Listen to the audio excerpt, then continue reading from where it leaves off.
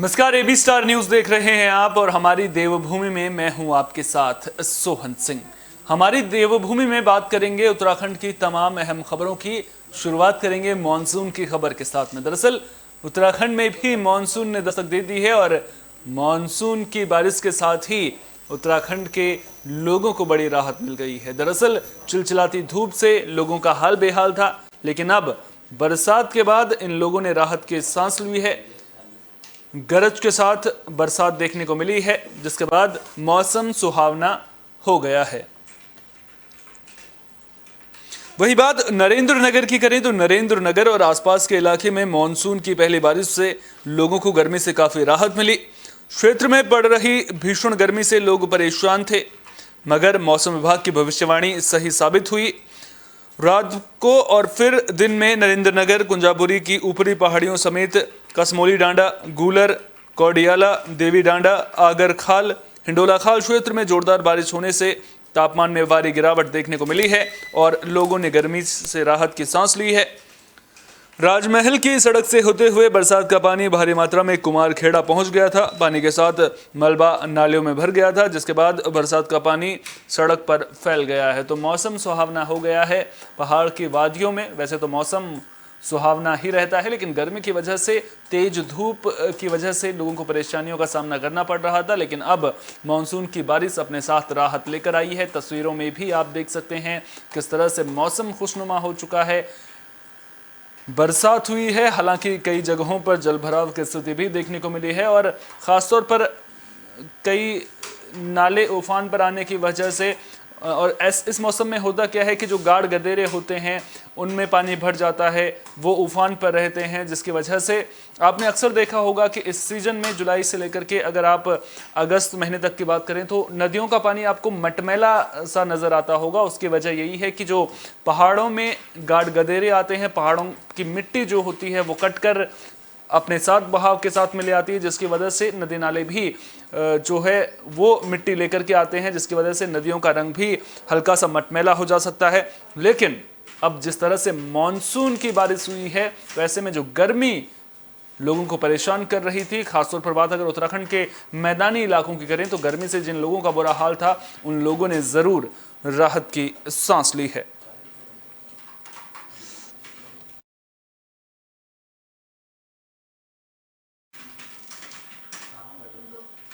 टिहरी से दर्दनाक सड़क हादसे की खबर सामने आई है। दरअसल सड़क हादसे में एक व्यक्ति की मौत हो गई, जबकि एक महिला गंभीर रूप से घायल हुई है। आपको बता दें कि मृतक युवक यूपी का रहने वाला था, जो अपनी पत्नी के साथ उत्तराखंड पहुंचा था, लेकिन सड़क हादसे में इस व्यक्ति की मौत हो गई है। तो टिहरी कोटेश्वर भांसो गांव के पास एक कार कोटेश्वर से देवप्रयाग जाते वक्त अनियंत्रित होकर करीब 200 मीटर गहरी खाई में जा गिरी। बताया जा रहा है कि कार में पति पत्नी समेत 2 लोग सवार थे। घटनास्थल पर पवन कुमार की मौत हो गई, जो मथुरा के रहने वाले थे और गाड़ी को ड्राइव भी कर रहे थे। वहीं घायल महिला प्रीति को हल्की चोट आई है, जिसे 108 के जरिए बौराड़ी जिला अस्पताल में लाया गया है। बताया जा रहा है कि मृतक फौज के सिग्नल कोर में पटियाला में नौकरी करता था। तो उत्तराखंड में मॉनसून सीजन की शुरुआत के साथ ही अक्सर सड़क हादसों में भी बेतहाशा बढ़ोतरी देखने को मिलती है। दरअसल मॉनसून सीजन शुरू होने के बाद सड़कों पर फिसलन भी पैदा हो जाती है। वहीं अगर बात इस हादसे की करें तो अभी ये जानकारी सामने नहीं आ पा रही है कि हादसे के पीछे की असल वजह क्या थी।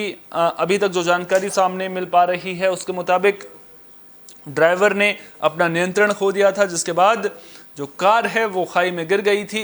इस हादसे में एक व्यक्ति की मौत हो गई है। तो अगर आप भी इस मौसम में पहाड़ों पर ड्राइव कर रहे हैं तो जरा सोच संभल कर और सतर्कता के साथ में ड्राइव करना बेहद ज़रूरी है, क्योंकि इस मौसम में पहाड़ों पर ड्राइव करना बिल्कुल भी आसान नहीं होता है।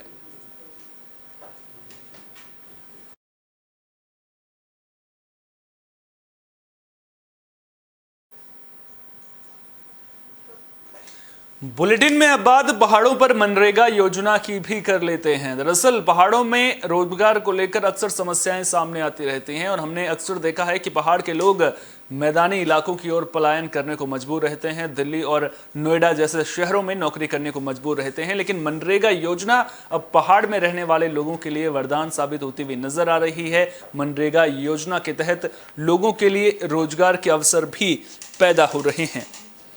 तो मनरेगा आज पर्वतीय क्षेत्रों के लोगों के लिए एक बड़ा रोजगार बनता जा रहा है। अगर बात करें अल्मोड़ा की, तो अल्मोड़ा में अभी तक 4 लाख मानव सृजन किए गए हैं, जबकि जिले में 66,000 जॉब कार्ड होल्डर हैं, जिनमें से वर्तमान में 20,000 लोगों को मनरेगा से रोजगार दिया जा रहा है। लेकिन बजट के अभाव में मनरेगा से जुड़े लोगों के पुराने भुगतान अभी नहीं हो पा रहे हैं। ये बड़ी समस्या है कि अक्सर हमें देखने को मिलता है कि मनरेगा योजना के तहत जो काम किया गया है उसका भुगतान समय पर नहीं होता है, जिसकी वजह से हमने इस मुद्दे को बड़े स्तर पर उठते हुए भी देखा है। अक्सर जब भी बीडीसी की बैठक होती है या फिर ब्लॉक लेवल में बैठक होती है तो फिर ये मुद्दा जरूर उठता है कि आखिर मनरेगा के तहत जो काम किया गया था उसका भुगतान कब होगा। तो ऐसे में उम्मीद यही करेंगे कि सरकार और प्रशासन इस पूरे मामले को भी गंभीरता से लेंगे। मनरेगा के तहत जो रोजगार लोगों ने किया है उसका भुगतान समय पर उन्हें मिल जाए, इसको लेकर समुचित व्यवस्था करने की बेहद जरूरत है। अगर बात पहाड़ों पर रोजगार की करें तो रोजगार के अवसर खुद से पैदा करने की कोशिश सरकार लगातार कर रही है। स्वरोजगार को लेकर के तमाम कोशिशें सरकार की ओर से की जा रही हैं, लेकिन इसके बावजूद मनरेगा भी एक अच्छी योजना पहाड़ के लिहाज से अगर देखें तो साबित होती हुई नजर आ रही है, क्योंकि मनरेगा के जरिए लोगों के लिए रोजगार के मौके बनते हुए नजर आ रहे हैं। मनरेगा के तहत होता क्या काम है वो भी आपके लिए समझना बेहद जरूरी है। तालाब निर्माण का काम हो गया या फिर पौधारोपण का काम हो गया, अगर पहाड़ी इलाकों की बात करें तो वहां पर चकबंदी का काम हो गया, नहर निर्माण का काम हो गया, ये तमाम जो काम होते हैं वो मनरेगा के तहत आते हैं। और ऐसे में कहीं ना कहीं लोगों के लिए सरकार की ओर से रोजगार के मौके बनाने की कोशिश की जाती है। मनरेगा कारगर साबित होती हुई जरूर नजर आ रही है, लेकिन बड़ा सवाल यही कि अगर समय पर भुगतान नहीं होगा तो फिर मनरेगा योजना का फायदा क्या है, क्योंकि बड़े स्तर पर लगातार मनरेगा योजना को लेकर आवाज उठती रही है।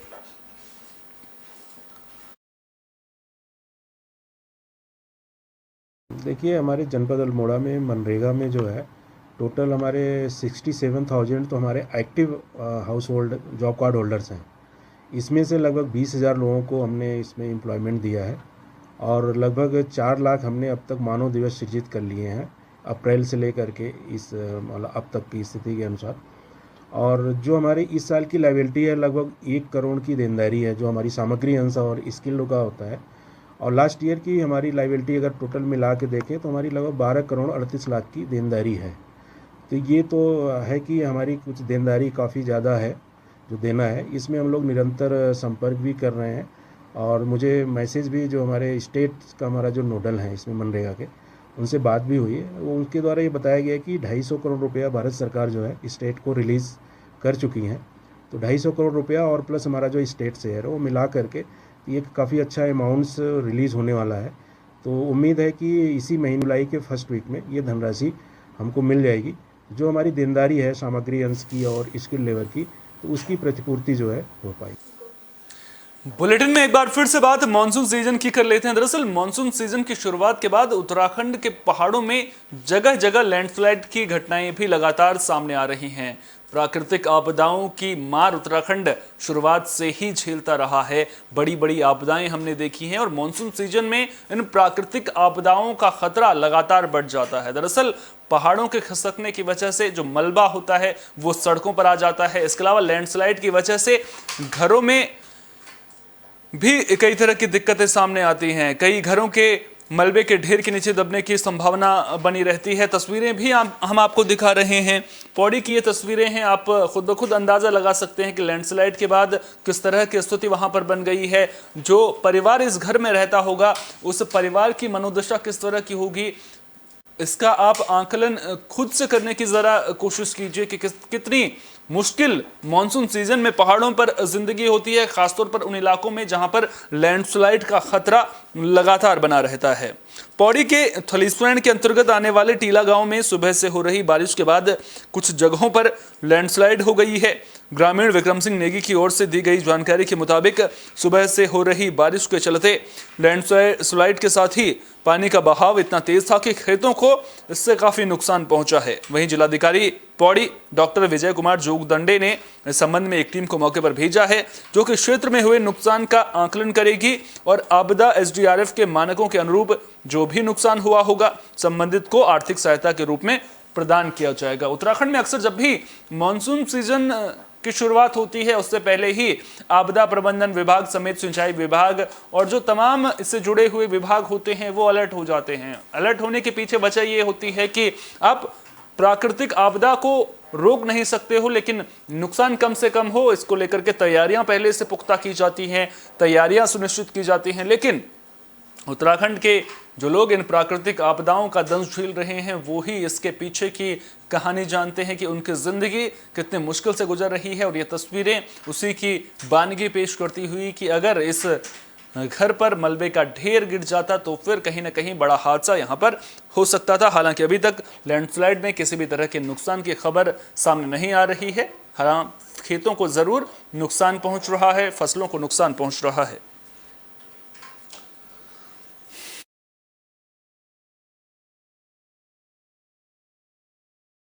थलीसैण में टीला ग्राम पंचायत में अभी सुबह से कुछ विजुअल्स आ रहे, शिकायत प्राप्त हो रही है कि वहाँ पर जो है कुछ लैंडस्लाइड हो गया है और उसमें कुछ मकानों के सामने मलबा भी आ गया है। किसी का जीवित हानि क्षति नहीं हुआ है अभी तक और किसी का भवन का क्षति भी नहीं हुआ है। फिर भी एक टीम जो है वहाँ पर भेजकर जो भी क्षति हुआ है उसका आकलन के लिए एक टीम भेजकर उसका आकलन किया जाएगा और उसके पश्चात जो भी आर्थिक सहायता आपदा के एसडीआरएफ के मानकों के अनुरूप उनका अनुमन्य है वो स्वीकृत करके उनको धनराशि उपलब्ध कराई जाएगी। कांवड़ यात्रा 14 जुलाई से शुरू हो रही है, जिसको लेकर गाइडलाइंस भी जारी कर दी गई हैं और इन नियमों का पालन करना बेहद जरूरी होगा अगर आपको भी कांवड़ यात्रा में शामिल होना है। लेकिन कांवड़ यात्रा से पहले प्रशासन हरिद्वार में मुस्तैद नजर आ रहा है। तमाम तरह की तैयारियां की जा रही हैं। सुरक्षा मानकों को पर कितना खरा हरिद्वार प्रशासन नजर आ रहा है इसकी भी समीक्षा की जा रही है। इसके अलावा शहर से अतिक्रमण हटाने का काम भी लगातार किया जा रहा है। तो हरिद्वार में कांवड़ मेले से पहले अवैध अतिक्रमण के खिलाफ प्रशासन काफी एक्टिव है। सिटी मजिस्ट्रेट अवधेश कुमार की अगुवाई में शिव मूर्ति से लेकर पौड़ी भीमगोड़ा तक दुकानों के बाहर का अतिक्रमण हटाया गया, जिस पर प्रशासन का जमकर बुलडोजर चला है। इस दौरान प्रशासन और दुकानदारों के बीच तीखी नोकझोंक भी हुई, लेकिन प्रशासन का बुलडोजर भला कैसे रुक सकता है, वो तो चलना ही था। बुलडोजर की कार्रवाई के बाद लोगों को चेतावनी दी गई कि अगर दोबारा अतिक्रमण किया गया तो फिर से प्रशासन का बुलडोजर चलेगा। वहीं सिटी मजिस्ट्रेट अवधेश कुमार सिंह का कहना है कि अवैध अतिक्रमण हटाओ अभियान शुरू होने से पहले व्यापार मंडल से जुड़े सभी पदाधिकारियों को सूचना दी गई थी, लेकिन फिर भी कई लोगों ने सड़कों के किनारे बने नाले पर अवैध अतिक्रमण को नहीं हटाया, इसलिए उन लोगों का सामान भी जब्त कर लिया गया है और आगे भी अतिक्रमण के खिलाफ बुलडोजर चलता रहेगा। तो आप तस्वीरों में देख सकते हैं किस तरह से बुलडोजर से अवैध अतिक्रमण हटाया गया है। अक्सर जब भी कांवड़ मेले की शुरुआत होती है तो ऐसे में हरिद्वार जैसे शहरों में जाम की स्थिति बन जाती है और जाम के पीछे की सबसे बड़ी वजह यह होती है कि दुकानों के बाहर अवैध अतिक्रमण दुकानदारों ने कर रखा होता है, जिसकी वजह से इस तरह की परिस्थितियां बनती हैं। कांवड़ मेले में वैसे ही इतनी भीड़ रहती है, तो ऐसे में यात्रियों को किसी तरह की परेशानी ना हो और अवैध अतिक्रमण को हटाया जाए, इसलिए बुलडोजर से कार्रवाई की गई है। यूपी में बुलडोजर खूब चलता है। यूपी के बाद अगर उत्तराखंड की जाए तो उत्तराखंड में भी बुलडोजर अब जोर शोर से काम करता हुआ नजर आ रहा है। साफ तौर पर संदेश दिया गया है दुकानदारों को कि अगर दोबारा अतिक्रमण किया तो फिर दोबारा बुलडोजर चलेगा। हालांकि इस दौरान जो दुकानदार थे उनकी प्रशासन के साथ में नोकझोंक भी हुई, लेकिन प्रशासन ने भी साफ लफ्जों में संदेश दिया है कि अगर अतिक्रमण किया तो फिर कार्रवाई जरूर होगी।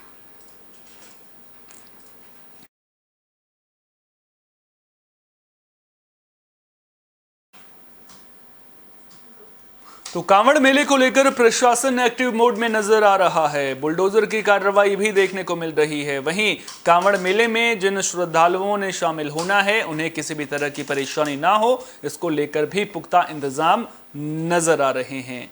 मेडिकल से जुड़ी किसी भी तरह की समस्या ना हो, क्योंकि अक्सर हमने देखा है कि जब कांवड़ यात्री यहाँ पर पहुंचे हैं तो स्वास्थ्य से संबंधित दिक्कतें सामने आती हैं। तो ऐसे में बाकायदा एक स्वास्थ्य को लेकर के एक चौकी का भी गठन किया गया है, चौकी बनाई गई है, जहां पर मेडिकल पोस्ट पर, इस मेडिकल पोस्ट पर श्रद्धालुओं का चेकअप किया जाएगा। इसके अलावा उन्हें जिन भी दवाओं की जरूरत होगी तो वो दवाएं भी इन श्रद्धालुओं को मिल पाएंगी।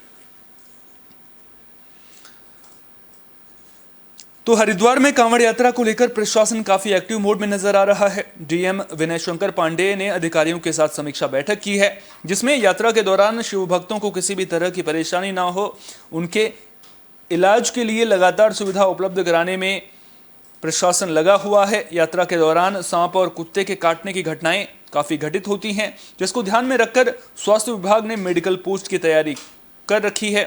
बता दें कि मुजफ्फरनगर के रास्ते पर 16 और नजीबाबाद के रास्ते पर एक मेडिकल पोस्ट स्थापित किया जाएगा।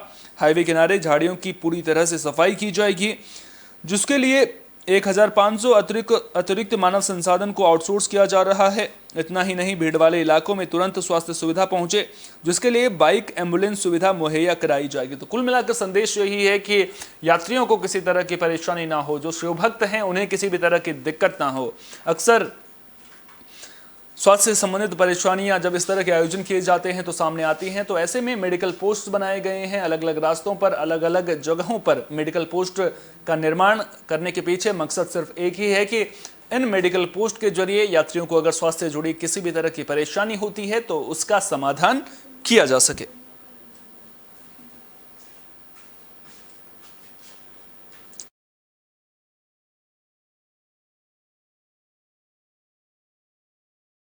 जितनी हमारे अस्थायी सेंटर्स हैं वहाँ पर कुत्ते काटने इंजेक्शन, जिसको यारवी बोलते हैं, वो पर्याप्त मात्रा में रखे जाएंगे, चूँकि डर रहता है कि उस समय कुत्ते काटने का बहुत ज़्यादा प्रकोप हो जाता है और काटते हैं। और सारे जो हमारे हॉस्पिटल से परमानेंट है वहाँ पे ASV एंटी स्नेक वेनम, जो सांप काटने का, चूँकि बरसात का सीज़न है तो सांप काटने के भी केसेस आते हैं, तो उसके जितने हमारे परमानेंट हॉस्पिटल्स हैं वहाँ पे हमारे डॉक्टर्स तैनात रहेंगे, जो कि स्नेक से अगर कोई काटा हुआ कोई व्यक्ति है या महिला आ रही है तो उनकी पर्याप्त मात्रा में उनको हम इलाज करेंगे। और इसी बीच हमने डेंगू, चूँकि डेंगू का भी उस समय कार्य रहेगा और आने की संभावना है डेंगू का, उसके लिए पर्याप्त रोकथाम से लेके उसकी छिड़काव, उसका दवाई, उसकी प्रचार प्रसार सारे अपने स्तर से किया जा रहा है, जो कि हम 10 तारीख से हमारे 10 से 12 के बीच में हमारे सारे जो सेंटर्स सब एक्टिवेट। कोटद्वार में आवारा पशुओं की समस्या एक बड़ी परेशानी बनती हुई नजर आ रही है, लेकिन अब इस दिशा में विधानसभा अध्यक्ष रितु खंडूरी ने एक अभियान की शुरुआत की है। इस अभियान के जरिए ये उम्मीद जताई जा रही है कि कोटद्वार शहर में जो आवारा पशुओं की समस्या है उस समस्या से लोगों को निजात मिल पाएगी और आवारा पशुओं की संख्या में अब दिन ब दिन जो इजाफा हमें देखने को मिल रहा था उसमें भी कमी देखने को मिलेगी। दरअसल हरी झंडी दिखाकर उन्होंने, ये तस्वीरें आप देख सकते हैं किस तरह से रितु खंडूरी आपको नजर आ रही होंगी, उन्होंने हरी झंडी दिखाकर इस वाहन को रवाना किया है, जिसके जरिए आवारा पशुओं को इस वाहन के जरिए भागीरथ धाम आश्रम में पहुंचाने का काम किया गया है। तो आवारा पशुओं से कोटद्वार शहर को मुक्त कराने के लिए विधानसभा अध्यक्ष रितु खंडूरी ने एक अभियान की शुरुआत की है। इससे अब शहर को बेसहारा पशुओं से निजात मिलने की उम्मीद है। इस दौरान विधानसभा अध्यक्ष ने घमंडपुर में निराश्रित पशुओं को गैंडी खाता स्थित भागीरथी धाम आश्रम गौशाला में ले जाने वाले वाहन को हरी झंडी दिखाकर रवाना किया। जहां शहर में यूं ही घूम रहे आवारा और बेसहारा पशुओं को पकड़ने के लिए अब अभियान शुरू हो चुका है। अब लोगों की परेशानियां खत्म हो जाएंगी, क्योंकि रास्ते पर घूम रहे बेसहारा पशु दुर्घटना का शिकार जो अक्सर हो जाते हैं वो तस्वीरें अब सामने नहीं आएंगी। कोई बेसहारा पशु अब इस तरह से दुर्घटना का शिकार नहीं होगा। राहगीरों और वाहनों के आवागमन में आवारा पशुओं की वजह से दिक्कतें सामने आ रही थी, जाम की समस्याएं पैदा हो रही थी, तो अब इस तरह की दिक्कतें सामने नहीं आएंगी, ये उम्मीद जरूर जताई जा रही है। सभी निराश्रित पशुओं को पकड़कर गैंडी खाता स्थित भागीरथी धाम आश्रम में रखा जाएगा, जहां उनकी देखभाल की जाएगी। इस मौके पर विधानसभा अध्यक्ष ने कहा कि निराश्रित गौवंशीय पशुओं से कोटद्वार को मुक्त कराने के अभियान के तहत ये कदम उठाया गया है। उन्होंने कहा कि लगातार आवारा पशुओं के बढ़ने से पर्यटकों और स्थानीय नागरिकों को भारी दिक्कतों का सामना करना पड़ता था। मौजूदा समय में कोटद्वार विधानसभा क्षेत्र के अंतर्गत आवारा पशुओं की संख्या लगातार बढ़ रही है। सड़कों पर इन पशुओं के घूमने से आए दिन दुर्घटनाएं भी हो रही हैं। साथ ही यातायात व्यवस्था भी प्रभावित होने से जनता को दिक्कतें सामने आ रही हैं। इसके कारण कई लोग घायल भी हो चुके हैं। उन्होंने कहा कि निराश्रित पशुओं को आश्रय दिलाना हम सबकी जिम्मेदारी है। इस अवसर पर विधानसभा अध्यक्ष ने भागीरथी आश्रम के स्वामी आत्माराम का भी आभार व्यक्त किया। साथ ही साथ विश्व हिंदू परिषद के जो तमाम कार्यकर्ता वहां पर मौजूद थे उनका भी आभार जताया और इस वाहन को हरी झंडी दिखाकर भागीरथी धाम आश्रम के लिए रवाना किया है, जहां पर इन बेसहारा पशुओं का देखभाल की जाएगी, इनका रखरखाव होगा।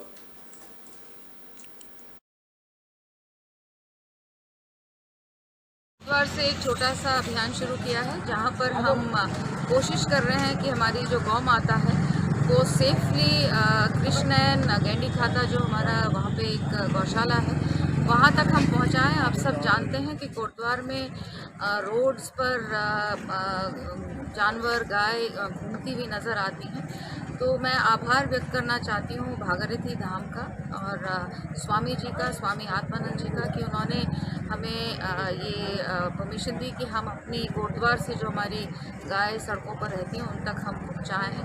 उनका बहुत बहुत आभार व्यक्त करती हूँ। साथ ही साथ विश्व हिंदू परिषद के जो हमारे बच्चे हैं जो आपके सामने ये खड़े हैं, इन्होंने बहुत मेहनत की है और वैसे ये लोग लगातार गाय की सेवा में उतरते हैं, जानवरों की सेवा में कोटद्वार में बहुत बढ़िया काम कर रहे हैं और मुझे बहुत खुशी है और मैं बहुत बहुत आशीर्वाद और शुभकामनाएं भी इन बच्चों को देना चाहती हूँ कि इतने अच्छे काम में लगे हैं और कल से ये लोग लगे हैं इस कार्य में और आज बहुत सफलतापूर्वक ये कार्य शुरू हुआ है और अगले 1-1.5 महीने में हमारी कोशिश रहेगी कि करीबन 200 गाय जो हैं हम यहाँ से कृष्णनयन तक पहुँचाएँ। तो इस बढ़िया कार्य को करने के लिए मैं इन सभी बच्चों को बहुत बहुत धन्यवाद भी देती हूँ और आभार भी। उत्तराखंड में मानसून सीजन जहां एक और राहत लेकर आया है, बरसात की वजह से लोगों को राहत मिली है, वहीं दूसरी ओर इस मौसम में प्रशासन की जिम्मेदारी बढ़ जाती है, क्योंकि इस मौसम में दुर्घटनाओं का खतरा लगातार बढ़ जाता है, प्राकृतिक आपदाओं का खतरा लगातार बढ़ जाता है। तैयारियां कैसी हैं, क्योंकि जब इस तरह का मौसम रहता है तो तैयारियों की समीक्षा करना बेहद जरूरी है। उसके बारे में मंत्री सतपाल महाराज ने जानकारी जरूर दी है, वो भी आपको बताएंगे, वो आपको सुनवाएंगे कि उन्होंने क्या कहा है। लेकिन उससे पहले आपको बता दें कि मानसून सीजन के मद्देनजर अब पीडब्ल्यूडी, सिंचाई विभाग समेत राज्य के कई विभाग अलर्ट मोड पर हैं। मानसून को ध्यान में रखते हुए सिंचाई विभाग और लोक निर्माण विभाग ने तैयारी कर ली है। कैबिनेट मंत्री सतपाल महाराज ने बताया कि प्रत्येक जनपद के नोडल खंड में बाढ़ नियंत्रण कक्ष की स्थापना की गई है और क्या कुछ जानकारी सतपाल महाराज ने दी है, चलिए आपको सुनाते हैं। नोडल खंड में 15 जून से बाढ़ नियंत्रण कक्ष की स्थापना कर दी है।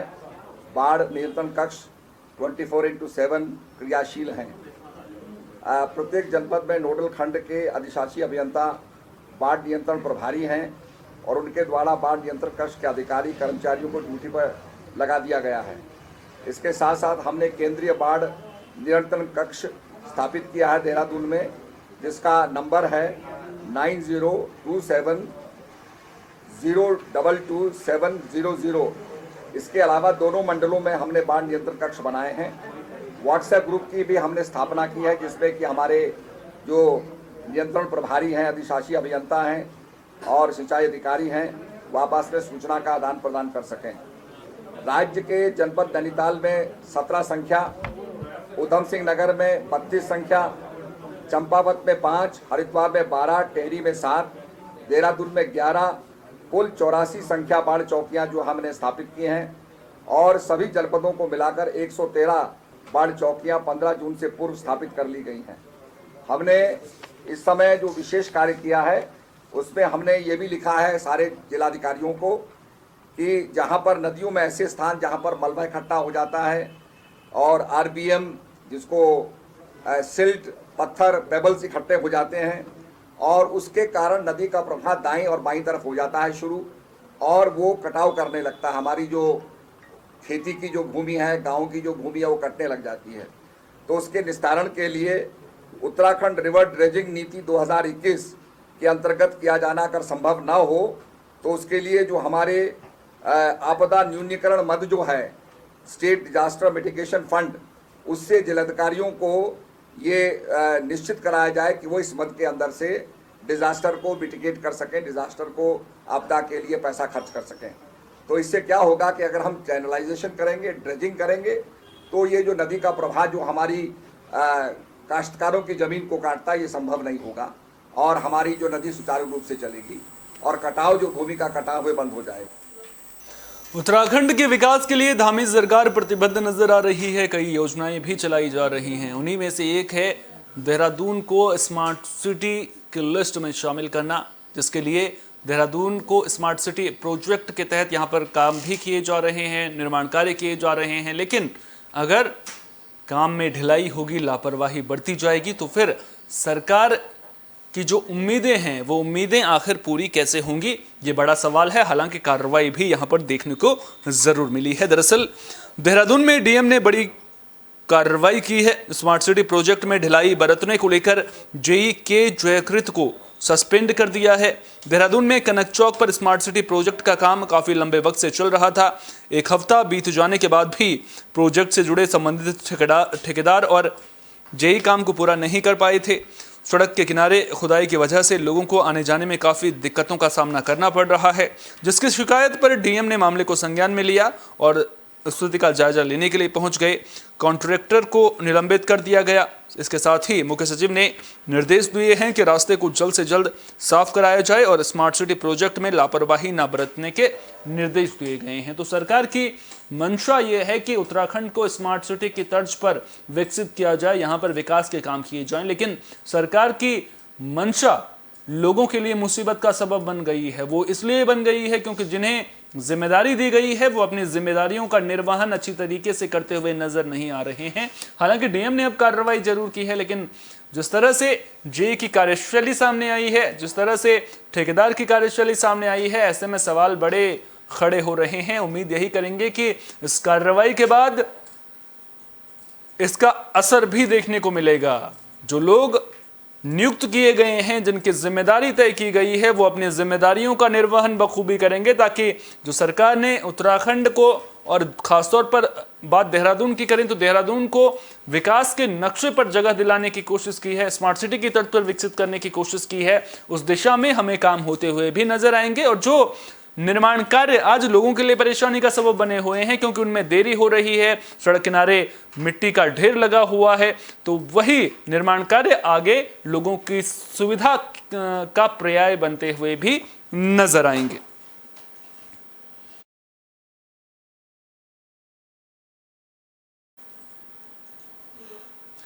उत्तराखंड में चारधाम यात्रा की धूम देखने को मिल रही है। दूर दूर से श्रद्धालु उत्तराखंड पहुंच रहे हैं। ऐसे ही लगातार श्रद्धालुओं की संख्या में इजाफा देखने को मिल रहा है, लेकिन कई बार श्रद्धालुओं की स्थानीय लोगों के साथ झड़प भी देखने को मिल रही है। श्रीनगर गढ़वाल से एक ऐसा ही मामला सामने आया है, जहां एक सिख श्रद्धालु की स्थानीय लोगों के साथ में झड़प हो गई, जिसके बाद नौबत जो है वो मारपीट तक पहुंच गई थी। तो श्रीनगर गढ़वाल में एक बार फिर सिख यात्री और स्थानीय लोग आपस में भिड़ गए। इस दौरान दोनों के बीच जमकर लात घूंसे चले। दरअसल देर रात श्रीनगर गढ़वाल में हेमकुंड साहिब की यात्रा से आ रहे सिख यात्री हुड़दंग मचाते हुए जा रहे थे।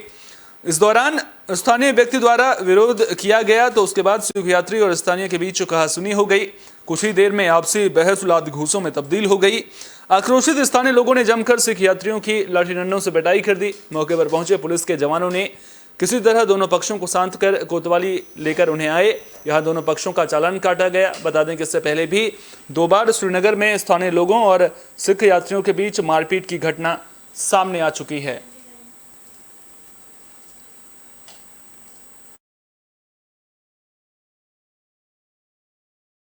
कोतवाल साहब को कहा था कि ये जो मोटरसाइकिल बाइकों में आ रहे हैं, इन पे एक तो अंकुश ये लगाया जाए कि ये शालीनता से आपने आए। सभी नहीं होता ये, हम ये नहीं करें, हर यात्रा ऐसा होता है, लेकिन कुछ लोग ये मोटरसाइकिलों में जाते हैं, ये यात्रा करने नहीं आते हैं। इनका अपनी मौज मस्ती करना होता है। अगर थोड़ा सा ऊपर से मारपीट उतार हो जाते हैं, जो कि निंदनीय है। अगर ऐसी घटनाएं ऐसी होती हैं तो हम इसका पुरजोर विरोध करेंगे। व्यापार सभा इसका पुरजोर विरोध करेगी और आए दिन अगर ऐसे घटनाएं फिर दोबारा होगी तो हम व्यापार सभा को बंद भी करवाएंगे और इसमें हम वृहद आंदोलन भी करेंगे। ये हमने हो सकता है ऐसे कह दिया। सिख लोग जो आते हैं तो यहाँ पे लोकल लोगों से कुछ आपस में उनकी बोलचाल हुई तो हल्की फुल्की मारपीट जो भी हुई है तो उसमें कार्रवाई आगे जो है 151 में उनको चालान कर दिया गया है, कल उनको पेश कर दिया जाएगा। बाकी अभी स्थिति सही बनी है। उत्तराखंड के खास बुलेटिन हमारी देवभूमि में फिलहाल के लिए इतना ही। देश दुनिया की तमाम अहम खबरों के लिए बने रहिए एबी स्टार न्यूज के साथ, क्योंकि यहाँ पर खबरों का सिलसिला कभी नहीं थमता।